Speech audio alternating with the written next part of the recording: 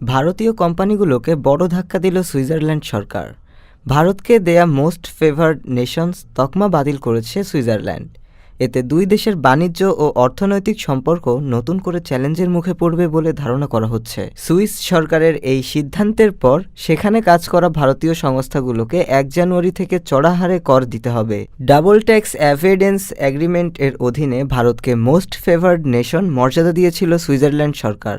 বিশ্ব বাণিজ্য সংস্থার নিয়ম অনুযায়ী কোনো দেশ যদি অন্য একটি দেশকে মোস্ট ফেভার্ড নেশন বা MFN মর্যাদা দেয়, তাহলে সেই দেশকে শুল্ক ও বাণিজ্য সংক্রান্ত বিশেষ সুবিধা দিতে হয়। এতদিন সুইজারল্যান্ড ভারতকে এই সব সুবিধা দিত। এখন MFN সুবিধাটি বাতিল করার ফলে ভারতের পণ্য রপ্তানি ও দ্বিপাক্ষিক বিনিয়োগে বাধাগ্রস্ত হতে পারে।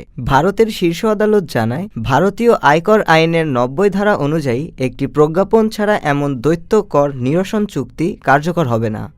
ভারতের এ রায়ের ফলে বেঁকে বসে Switzerland. Nangia Andersen M&M tax partner Sandeep Jhunjhunwala বলেছেন, ভারতের সঙ্গে তার কর চুক্তির অধীনে MFN ধারার প্রয়োগের একতরফা স্থগিতাদেশ দ্বিপাক্ষিক চুক্তির গতিশীলতায় একটি উল্লেখযোগ্য পরিবর্তন। সুইজারল্যান্ডের এই সিদ্ধান্ত সেখানে কর্মরত ভারতীয় সংস্থাগুলোর জন্য করের চাপ বাড়াতে পারে।